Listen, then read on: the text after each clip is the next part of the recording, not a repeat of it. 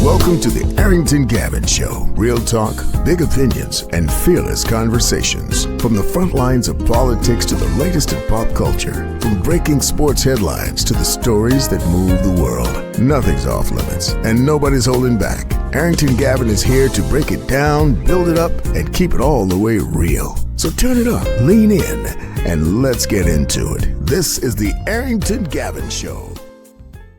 What's goody, family? Welcome to the Arrington Gavin Show, your go-to spot for sharp insights, bold opinions, and unfiltered takes on the biggest stories of the day, whether it's politics, sports, pop culture, or the latest buzz. Look, we're diving deep and keeping it real, so please do me a favor, kick back, stay informed, and get ready to join the conversation. On today's conversation, we are going to talk more on the whole U.S.-Venezuela conflict going on. What's next for Venezuela? What's next for the U.S.? We're going to talk about it here later on in the show. Also, the NBA has just announced that they're going to be banning headbands around the neck. All right. So, yeah, not actual, sweat headbands like how, most players wear, because it prevents them from, sweat getting in their eyes and stuff like that. And some folks just wear it, just for the style. That might be their trademark.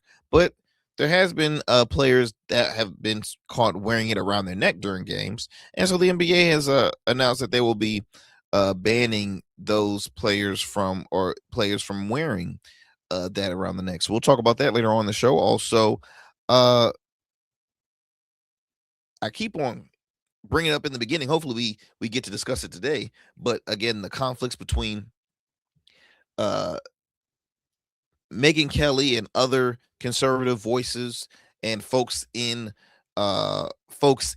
leadership at other news media outlets, like CBS News. CBS News is going through a huge revamp. They have a new person in charge, Bari Weis, and since she's been at the helm as their editor-in-chief, nothing has really improved at CBS. You've had a lot of long-standing voices at CBS said, sayonara, I'm out of here, which we're seeing that everywhere in legacy media, whether it's CNN, MSNBC, now called MS Now, CBS, ABC. There's so many people who have been in corporate media for so long that's now saying, I'm gonna go independent. I'm gonna be my news is gonna be strictly through YouTube,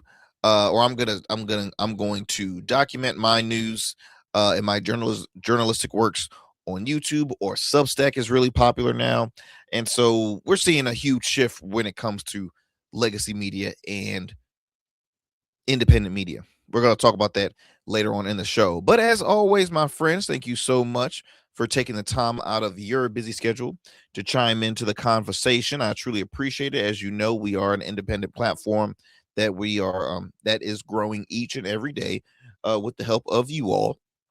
And so I truly appreciate those who have been supporting us since day one. Now, if you know folks that are looking to listen to something new or to watch a new program to add to their library of shows, their list of programs that they tune into, if you don't mind, please let them know about the Arrington Gavin Show. For those who are watching us right now on YouTube, look, like, subscribe, share with a friend, share with family.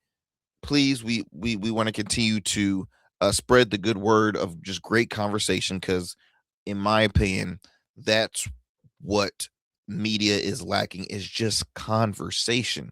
We lack conversation. We have so much stuff that is agenda driven, or the whole their focus is maintaining the division in our culture, in our community. And so I'm here to spread the opposite. I'm here to spread great conversations where we can have fun. Yeah, we might have friendly disagreements, but at the end of the day, we can also learn, and it can show, hey, look, we can come from two different backgrounds and still have a cordial conversation, still be friends at the end, still grab a beer at the end. It is very normal. All right. So we're going to talk about that in the show. So I mentioned YouTube. You can subscribe to our YouTube channel. You can watch new episodes of the Arrington Gavin Show weeknights on YouTube and wherever you get your podcast. We drop new episodes Monday through Fridays at 7 p.m. Eastern Standard Time on YouTube, Rumble, as well as on Facebook and podcast platforms. So that could be Apple, Spotify, iHeart. Again, we're available on all major podcast platforms. Also, you can find us on the TuneIn app. Okay, the TuneIn app. You can find us on there. And what else? What else am I missing here? You can also listen to us on the radio airwaves. Shout out to our affiliates. WBOK in New Orleans, WBOK 12:30 a.m. You can chime into the program weeknights at 7 p.m. Central Time. And then we're gonna you can head over to the Metro Atlanta area to WDJY 99.1 FM, where you can listen into the show weeknights at 11 p.m. Eastern Standard Time. So those are your avenues where you can watch us on. We also have a website for those who are watching us. I have the QR code right there in the top corner. Our website is www.theagshow, A as in Apple, G as in George, show.com. You can check out photos of me outside of the studio where I get to interact with some interesting public figures from folks in the world of entertainment, politics, sports, you name it. I'm a wrestling fan, so you can catch me, at a wrestling match or grabbing a picture with wrestling legends. So much is on that website, as well as ways you can contact me and stay connected. If there's a story or discussion topic that you want to hear us to talk about here on the show, you can reach out to us from there. You can also DM me on Instagram at the Arrington Gavin Show, which I forgot. I don't know if I mentioned our social media platforms: Instagram, X, Substack. Those are kind of like our ones that and TikTok. We are on TikTok as well. And so, yeah, find us on there. What else am I missing, y'all? What else am I missing? And you can also follow up on current episodes through our website as well. So multiple ways to keep you guys up to speed of what we got going on. In cut, I think that is all we have for the intro. Look, my friends, we got a lot to discuss on today's show, but I want to start off first because I thought this was quite interesting story that came across my feed here. A study shows that most women finds men more attractive.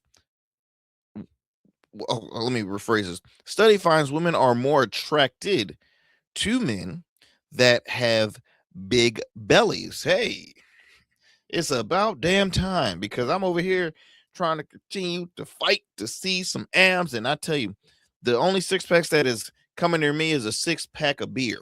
Okay, that's the only 6-pack that's coming my way. I thought, for a second, I thought I could at least get, if I just get a 4-pack. If I get a 4-pack, I'll be fine with the 4. But 6 is just that is a lifestyle. Okay, that is hard to get there. But yeah, this study shows here suggests that many women actually find men with a bit of a belly more attractive than slimmer traditional fit bodies. Okay, researchers say that the preference is often tied to qualities that warmth, approachability, stability, and confidence rather than physical appearance alone. Okay, I'll repeat. The researchers say that the preference is often tied, so big bellies are tied to warmth, approachability, stability, confidence. First of all, I don't know where that comes from, because I'm gonna tell you where my big belly comes from. laziness. No, I'm joking. But no, my big belly comes from just I love food. I like to eat. Yes, I like to, I want to stay active. And one thing I've seen just in my life, when I was younger, when I was in college,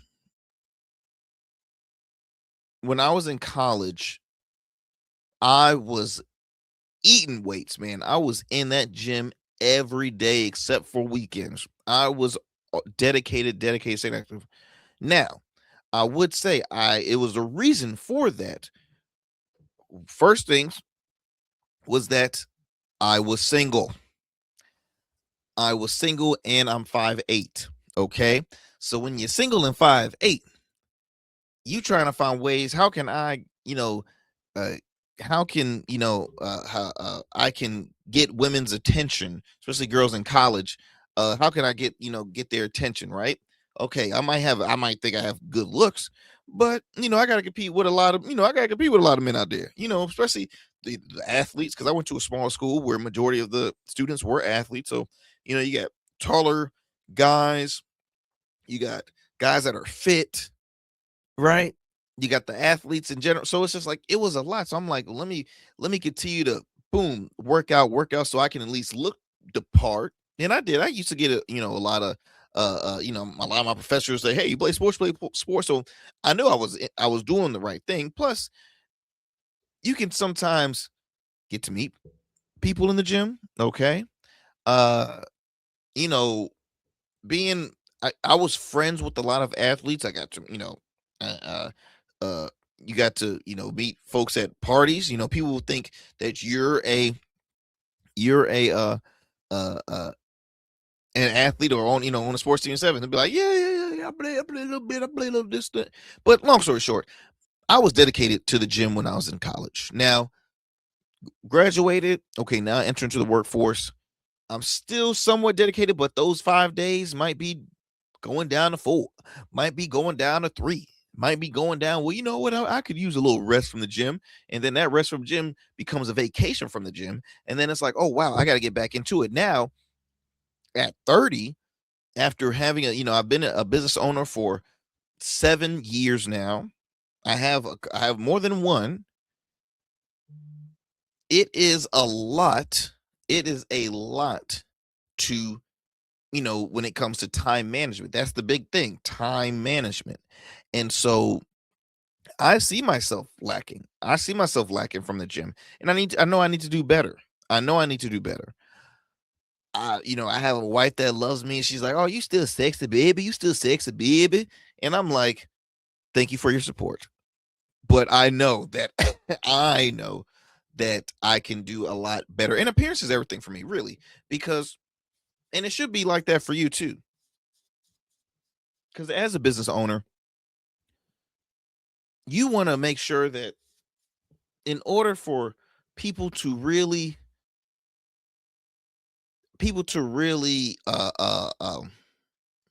take you serious about your business, they're like, wow, look at him. He looks great. Skin is great. He works out, this and that and the other. This is a confident man.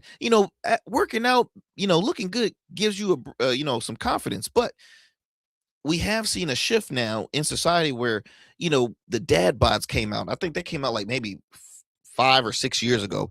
Dad bod was in style, and you started seeing people, and the dad bod was quote unquote men that look buff that might never have that probably didn't have abs, could possibly have like a little bit of a gut, a little pudge, but chest is defined, arms like they're big guys. The dad bod. Now it's funny because as I read this article, they show a picture of DJ Khaled and his wife. Now, DJ Khaled, that's more than a dad bod there. That's a good eating bod.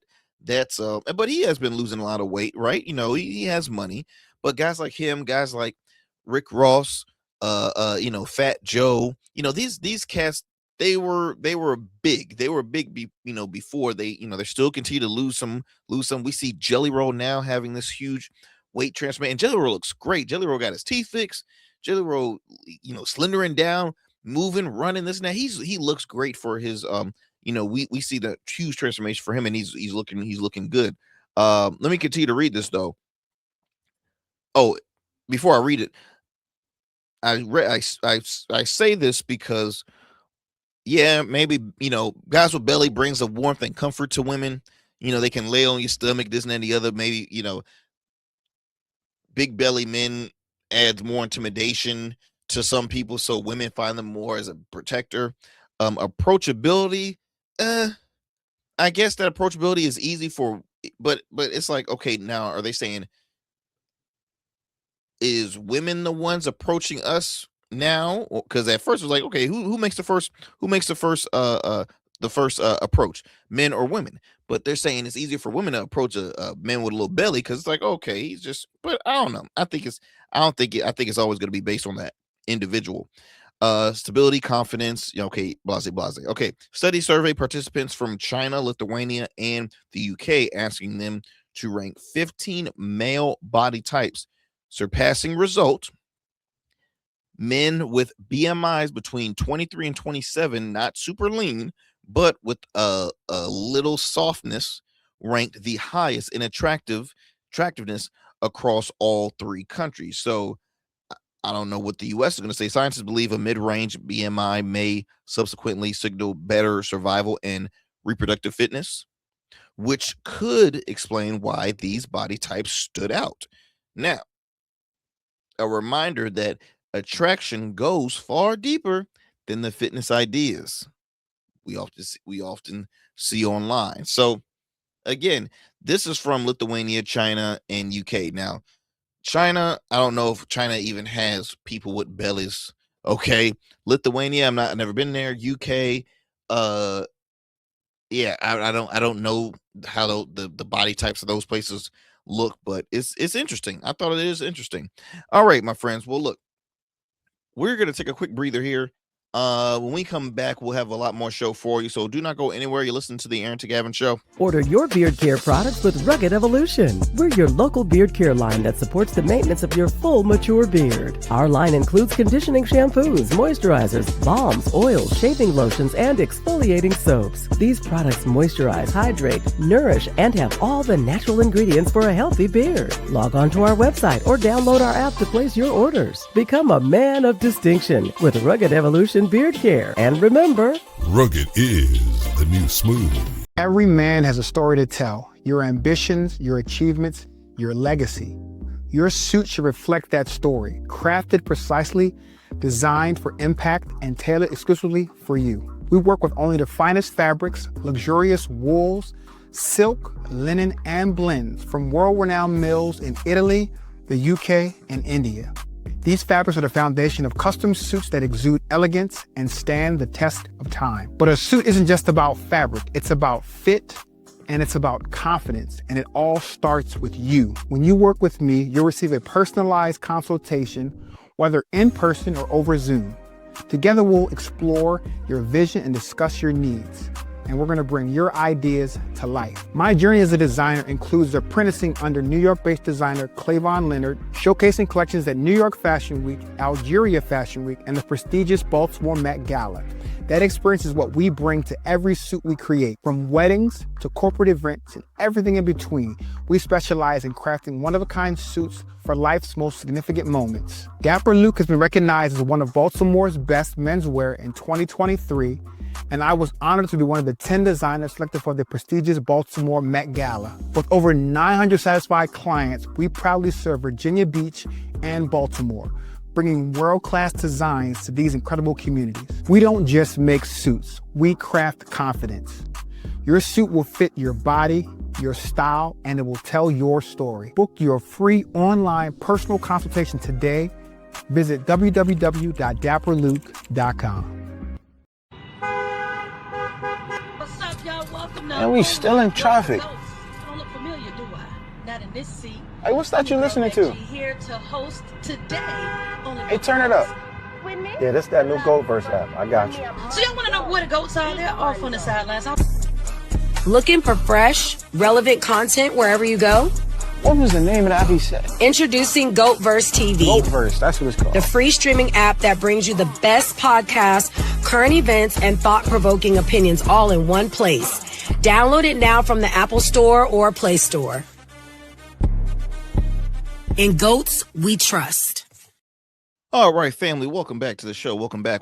So finally, we get to discuss Megyn Kelly, Bari Weis. So Megyn Kelly, Sirius XM host. She has her own media company now, which is growing, by the way. She ever since she left Fox News, and then after Fox News, she had a huge offer to be on NBC with the adding extra hour to the Today Show. Then, of course, she showed her true colors, got herself in some trouble, got canceled, received a buyout, making her money.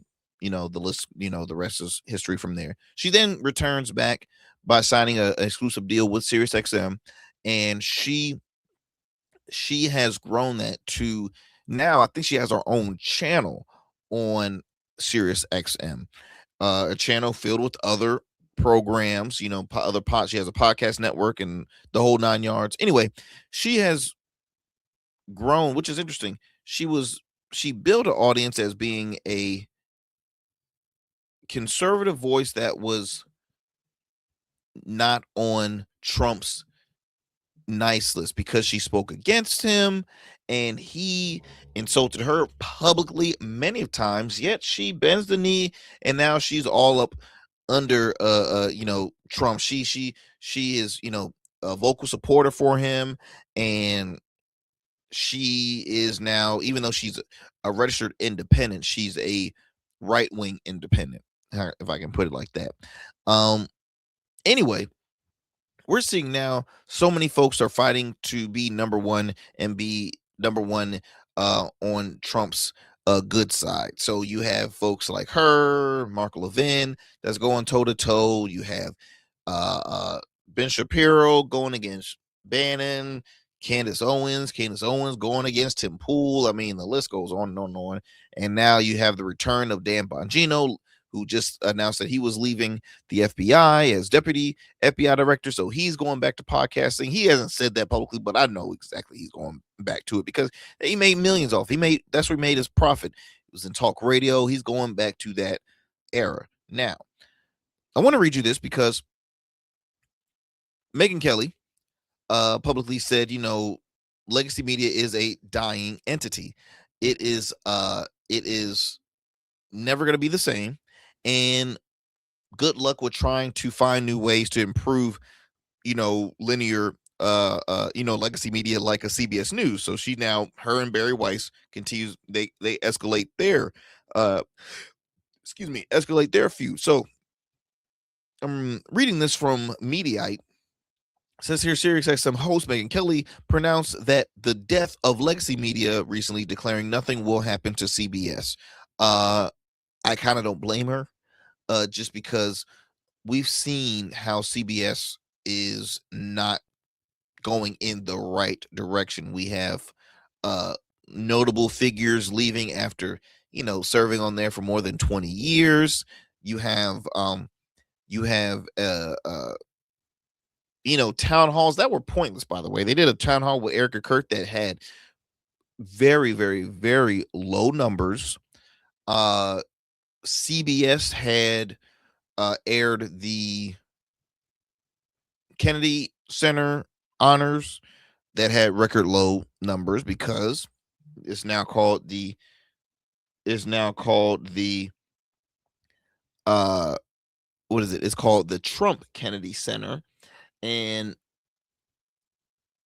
Trump had his face in the whole entire show. I mean, it was very corny the way they did it. He opens up in front of the crowd, and then each and every honoree, he introduces them. It's a pre-recording of him sitting behind the desk where he's introducing every single honoree. It was just dumb. It was dumb from the whole, from the start to finish.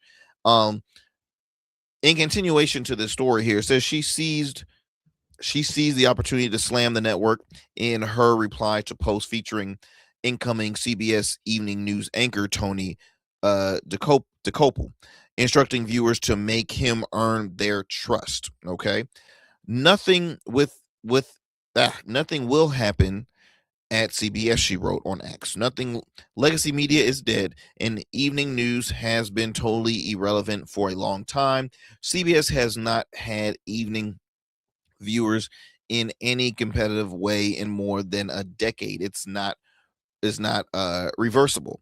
Now it's easier for her to say something like that because she's not in legacy media anymore. See, one thing I've caught on as a way to promote, because this is the business side of me. I've seen independent talkers, independent media owners, and journalists. They always it's a pattern when they always criticize or just say how you're not gonna get this from CBS or CNN or Fox News or MSNBC or MS Now. You're not gonna see this. That's a dying, because the reason why they say that is because the more they say it, the more folks will leave eyes from them, and they're like, let me watch more of Megyn Kelly. Okay, yeah, let me watch some more of Megyn Kelly. That's what they do. She's doing that so she can make more money in her pocket. You know what I mean? So of course she's gonna say that. Now, prior to that, did she say that when she was on there? No, because again, they were paying her. She wants to make sure she looks good as an employer. But now that she is her own, she's her own boss. She talked about everybody. In an initial statement in which Kelly was responding to the couple, agreed with critics who have criticized the media for not always reporting reality. Now, the point is and I'm reading a quote here, the point is that on too many stories, the press miss the story because we've taken into account that perspective of advocates and not the average American, he said. Or we put too much weight in the analysis of academics or elites and not enough on you. Hey, I totally agree with that too, because the thing is, you continue to speak on what you hear from folks that, like, I'll just say, for example, people going to listen to Ben Shapiro. People want to report what Candace Owens said. What did Steve Bannon just say? What did Megyn Kelly say? What on the left? I mean, who can they're gonna repeat what this politician said, what this advocates, like, what are the people saying, right? What is the grassroots saying?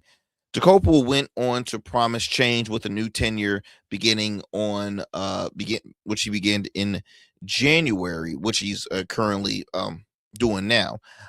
So here's my promise to you: as long as I sit in this chair, you come first, not advertisers, not politicians, not corporate interests. And yes, that does include the corporate owners of CBS. I report for you, and he's talking to you, the people.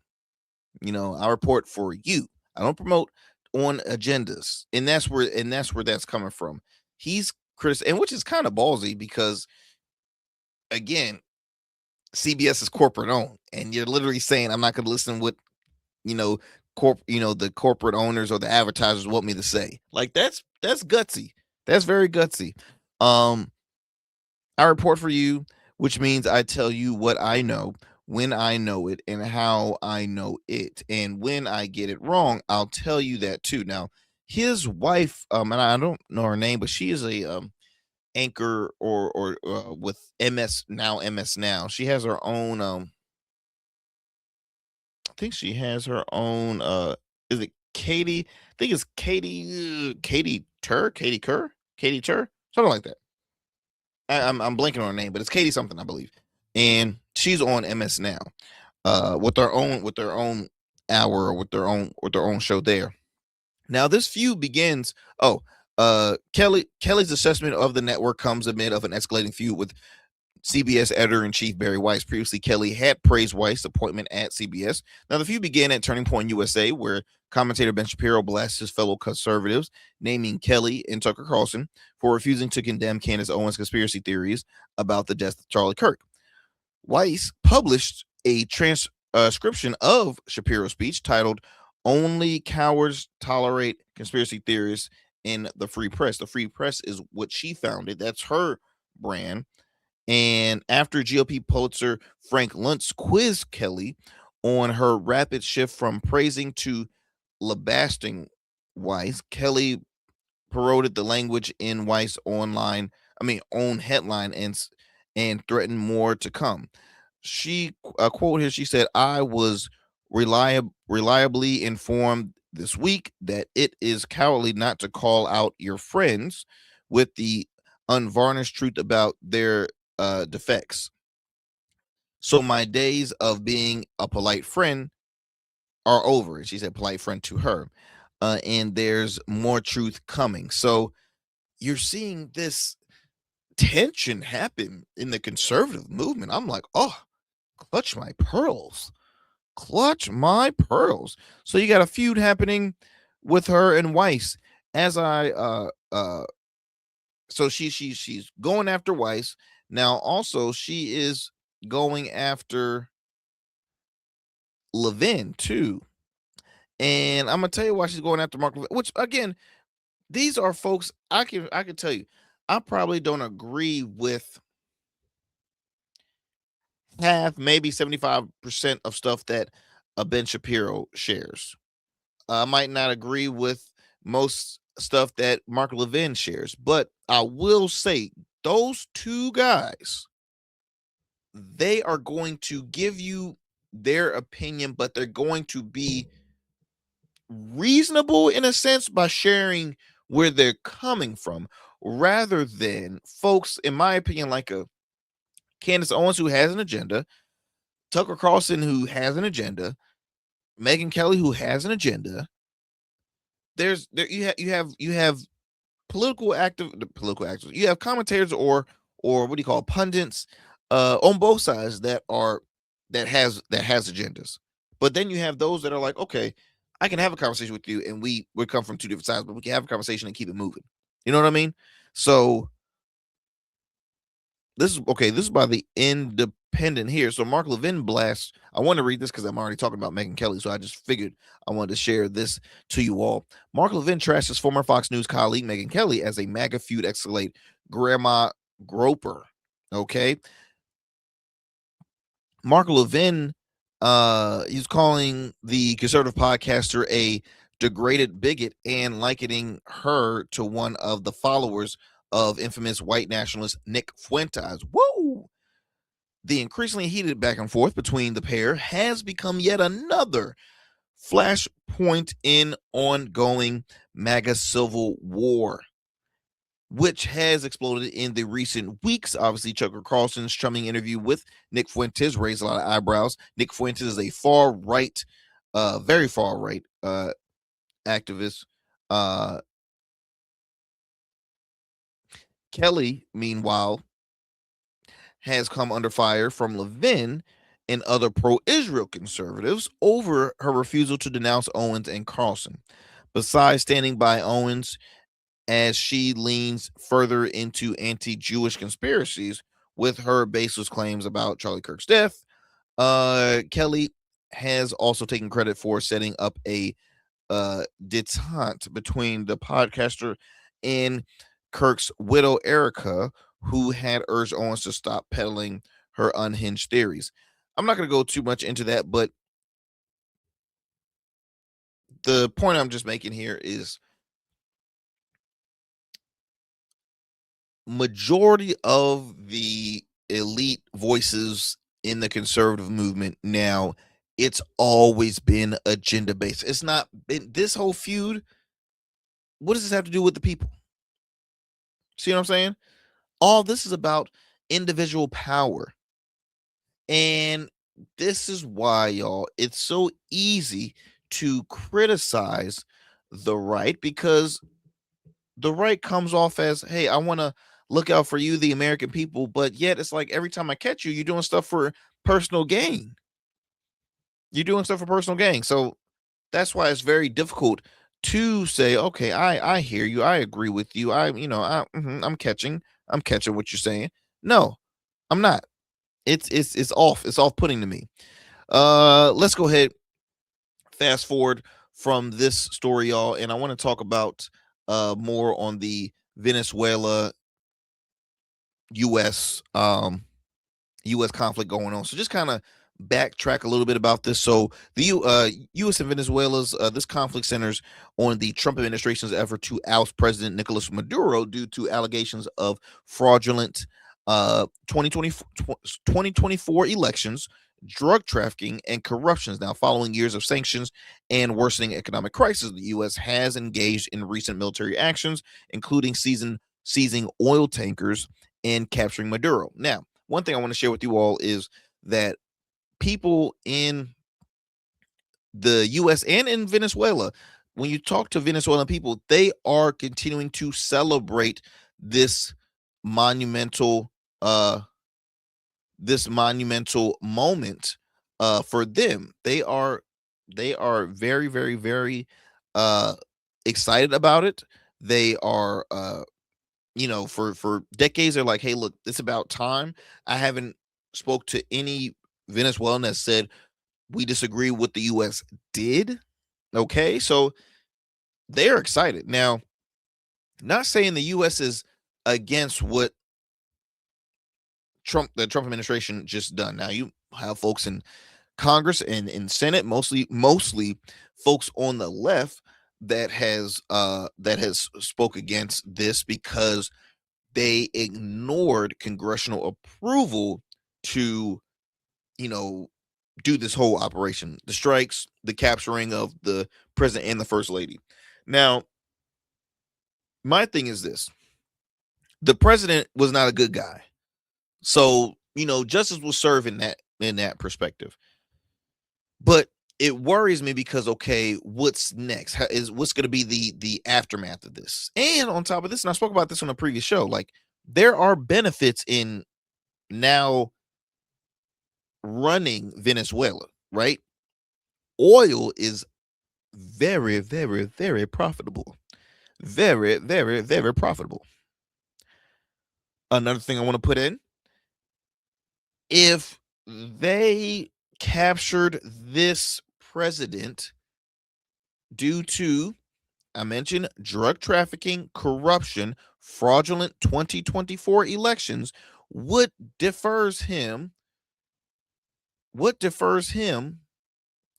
from the president of Honduras? Okay? What defers him from the president of Honduras? Let me kind of remind you all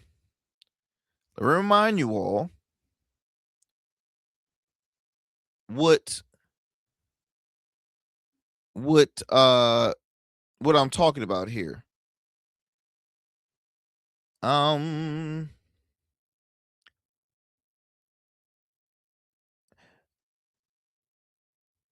So let me see if I can bring it here. Juan Orlando Hernandez was pardoned by Trump. The ex Honduras president was arrested in 2023. Hernandez was released from federal prison in the United States when Trump pardoned him. Now, Hernandez had been sentenced in U.S. federal court last year, or in the previous year, to 45 years in prison for helping move tons of cocaine to the United States. Hernandez went from supposed U.S. ally in the war on drugs to the subject of a U.S. extradition request shortly after he left office in 2022. I bring this up because if one guy is pardoned for doing crimes worth, I don't know, 45 years in prison, which he would have spent his entire life, to being pardoned, now you have the Venezuelan president, same thing. You capture him because you're saying he's a criminal. Make it make sense, y'all. Make it make sense. So look, let me play this soundbite here from one of the guys of I believe this is just listen to this perspective here. Let me see if I can bring it up here for you all. so you can see this here.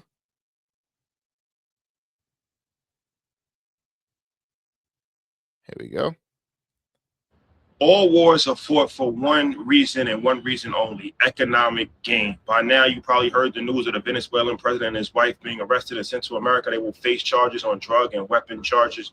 But this isn't the first time that the United States government has changed regimes in Central and South America, and it's always been for some form of economic and resources. So let's go through a long history of the U.S. involvement in Central and South America.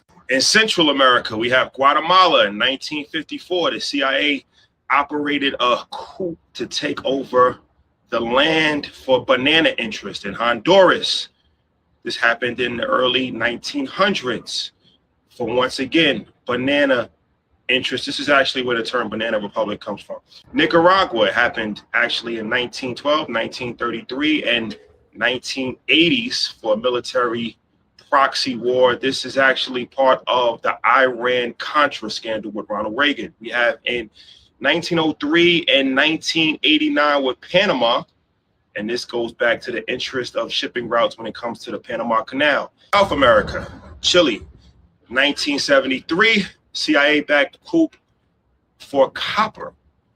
Brazil, 1964, U.S. military coup for land and resources. The list goes on. You kind of get the idea. Now, what makes Venezuela interesting is that a little known fact is that Venezuela has the most oil reserves in the world. Most people think Saudi Arabia, but no, Saudi Arabia has 260 billion barrels of oil reserves, and Venezuela has 300 billion barrels of oil reserves. So now, some will say that this is all because of drug smuggling, and this is a war on drugs. But that's interesting because the former Honduran president, Juan Orlando Hernandez, was actually convicted in the United States federal court for sending 400 tons of snow to America, and recently just got pardoned by Donald Trump.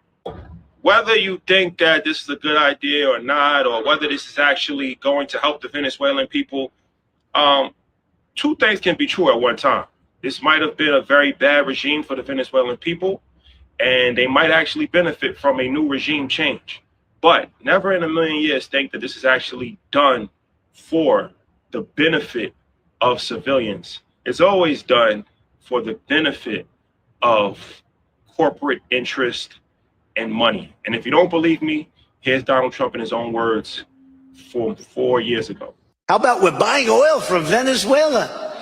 When I left, Venezuela was ready to collapse. We would have taken it over. We would have gotten all that oil. It would have been right next door. All wars are fought for one reason and one reason only: economic gain. By now, you probably heard the news of the Venezuelan president and his wife being arrested and sent to America. They will face. So, look, I mean, that was perfectly said there. Perfectly said. This is not for the safety of the American people. It's not. It's not. There is more to this that most folks are curious to is curious of more people want to know about. Because check this out. Venezuela has aligned with the U.S. adversaries like Russia, Iran, and Cuba, but Maduro has accused the U.S. of seeking control of Venezuela's vast oil reserves. So it looks like this is almost like an episode of Yellowstone. We might not be the best of friends, but we're gonna try and be cordial to each other. But at the end of the day, what do they say? Keep your friends close, but your enemies closer. I feel like this is a perfect example of that, because at one point he was like, "Oh, doing the whole little Trump dance, bow, bow, bow, bow," and now all of a sudden they arrested him, and there was a clip. I mean, they were bringing him in, and the guys like Maduro, Venezuela president, was like, "Happy New Year's, good night." Like he was just in a good mood the whole entire time. Like he was just chilling. He was like, What's up? What's up? What's up? Like he was not. And I made a post saying, he continues to, like a true politician. Like he knows the cameras are on him. Keep a straight face. Hey, like if nothing's wrong, like, hey, how you doing? Yep. He took a picture with officers. He's sitting down. He's like thumbs up. Like he is chilling. He is chilling right now. So the excuse me. The big question is, who's going to be in charge? Who's going to be in charge now for who's going to be in charge in Venezuela? Who's next to hold the ranks as Venezuelan leader? Okay. And that's the big question. What everybody's curious, because like currently US will temporarily be running Venezuela, but there is a wish I can give me 1 second here. There was a lady who was a what is her name? She recently won a Nobel Prize. She recently won a Nobel Prize. Okay, the opposing leader, Maria Corina Machado, named the 2025 Nobel Peace Prize recipient in position as a key figure to lead the transitional government following the fall of the current president. Now, she has called for recognized election winner Edmundo Gonzalez to be acknowledged as president. Now, other folks are considering her very socialist. She has been, because again, she's a Nobel Peace Prize winner. She was recognized for her efforts towards democracy. She is poised to play a central role in Venezuela's tradition. She has emphasized the need for a peaceful transition and indicates she would return to Venezuela, because right now she is nowhere in sight in Venezuela. I think for safety purposes. I don't know if she, I don't think it's for crime purposes, but it's just for safety purposes. But she has been somebody that has been in the ranks of maybe the next leader. Now, acting leader says here, Delcy Rodriguez, formerly Maduro's vice president, was appointed to the interim role by the Supreme Court following Maduro's capture. I mentioned Machado, Edmundo Gonzalez are considered candidates. Trump administration indicates that Rodriguez would be the interim leader, noting threats of severe consequences if she does not comply with U.S.-backed reforms. It's interesting. This is probably this is the biggest story of 2026 so far. This is the biggest story of 2026 so far, because it's just everybody's just curious. Everybody's curious of, okay, like what's going to be the, what's the stances now? What's the deal here? What's next? It will be interesting. It will be interesting, y'all. Let me go ahead and let's move it on, because I'm gonna continue to we're not gonna be done speaking of the whole Venezuela US thing. More stuff will come to light eventually, but I do want to move it on because I'm looking at my time. I want to have some time to speak on some of these other stories here. Let's do this. Let's go take another breather here. We come back, we have more for you here on the Arrington Gavin Show. Don't go anywhere. Do not change that dial. Just like a winning team evolves throughout the season, so does your beard. I'm Arrington Gavin, proud CEO of Rugged Evolution Beard Care. With our premium oils, balms, and grooming tools, it's everything you need to level up your beard game. Whether you're a seasoned pro or a rookie, Rugged Evolution is the new smooth.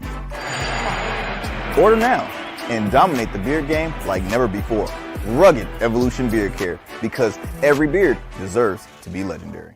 People age 65 and older are at high risk of injury, especially from falls and car crashes. But Older adults can take steps to stay safe from injury and be independent longer. Tell your doctor if you have fallen, if you worry about falling, or if you feel unsteady when standing or walking. Learn more about preventing falls and aging without injury at cdc.gov/stillgoingstrong.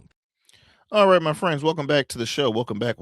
All right, let's get it going with our next story here. I thought this was quite interesting, or interesting conversation starter. So Lecrae is a well-known hip hop star, rapper, mostly gospel, but he always been very influential. He has a large following. I think he also has a podcast, if I'm not mistaken, and he was on the Breakfast Club. Don't ask me what he was. I think he was either new music or let me see here. It was either new music or probably just new something he had going on to be on the Breakfast Club. And let's see. Okay, he was on the Breakfast Club talking about church hurt and reconstructing his faith on the Breakfast Club. Let me go ahead and pull this article here from Relevant Magazine. Okay. Just to kind of give you a little brief intro of why he was on there. Lecrae's visit. Yes, well, new album. Okay, I figured it was something about music. New album called Reconstruction. His faith journey and even his thoughts on today's rap scene. So while he was there, the conversation came up because Charlamagne the God brought this up to Lecrae, and I thought it brought an interesting topic discussion, the group discussion. So let me share this with you.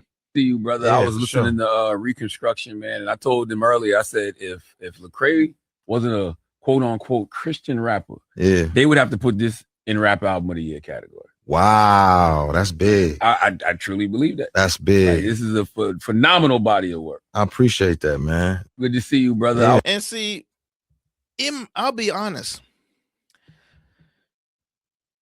So what Charlamagne just brought up was like, if this wasn't a quote unquote gospel album, this should be hip hop album of the year. And Lecrae was that's an awesome compliment right there. But it brings a discussion when you see these categories at award shows, Grammy Awards, any kind of award shows.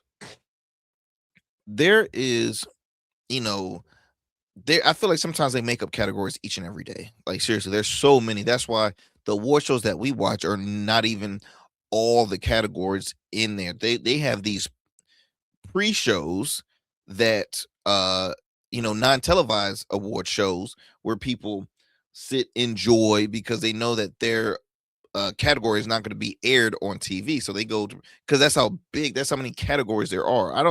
Let me see exactly how many award categories are. How many categories are there? Okay. Let me see how many. 96 Grammy categories. 96 Grammy categories. That is a lot of freaking categories. Now, going back to Lecrae and the whole notion of like his album being quite popular, folks like Charlamagne the God said, hey, look, this should be as hip hop album of the year. Now, I think hip hop is a universal genre, meaning you have Latin hip hop, you have probably reggae hip hop, you have country hip hop, you got pop rap, there's hip hop is everywhere, and he should be welcomed into that category. He should. Yes, he speaks on mainly Christian faith, but he's a lyricist. It shouldn't keep hip hop as only, okay, if your song ain't talking about booty clapping, late night partying, twerking. Like, hip hop is hip hop, y'all. Hip hop is hip hop. And it brings a great conversation. And I want to ask you all, should Christian rap be considered in the same category as hip hop? Even though it's Christian, he's a Christian rapper, quote unquote Christian. But look, you got Common, is like a, what do they call it? A conscious rapper. You have Post Malone now is now mostly country, but he was also in rap. You had some hip hop artists do country albums. It still is hip hop. I'm pretty sure that when Kanye had a gospel album, it was still in the category for hip hop album of the year. I guarantee you it was still in there. So why isn't it? Why does these categories want to keep it closed for one and really notify? Because let's be honest, a lot of folks really don't like these award shows at all. They don't, because they look at it as being very biased. They look at them as being very biased, and they're only going to choose, the fan favorites or the those in the higher ups that want to see them, because y'all know that Snoop Dogg doesn't have a Grammy Award. I don't think, folks like a Katy Perry doesn't have a Grammy Award. I think Diana Ross, let me see if Diana Ross has. I think Diana Ross' only Grammy might be an honorary Grammy, if I'm not mistaken. Let me check real quick.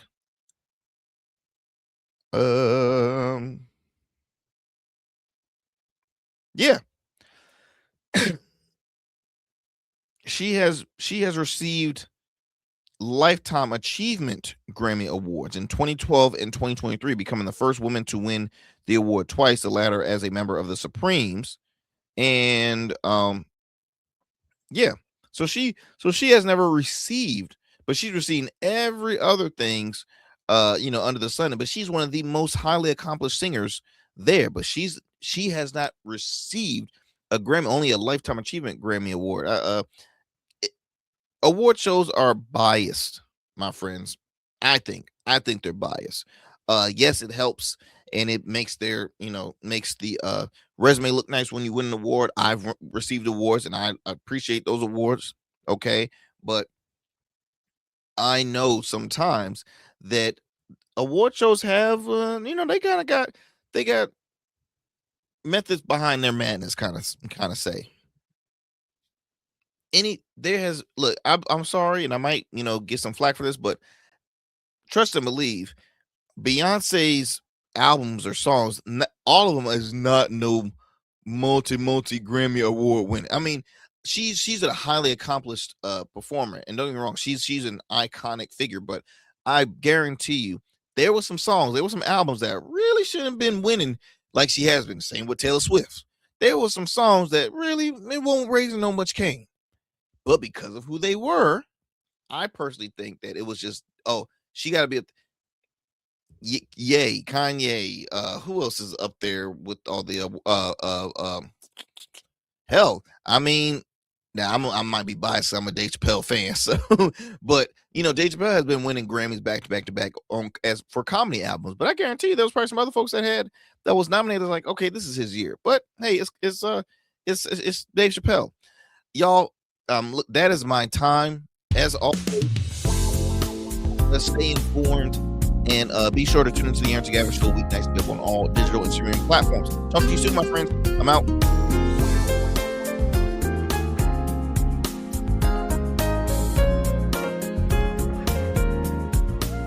That's it for tonight on the Arrington Gavin Show. Thanks for tapping in and keeping the conversation alive. Don't forget, stay connected with us on all platforms. Follow at Arrington Gavin on Instagram, Blue Sky, and X, and subscribe to the official Substack for exclusive takes and deep dives you won't get anywhere else. We're here every weeknight, same time, same energy, same real talk. Until next time, stay bold, stay sharp, and stay true.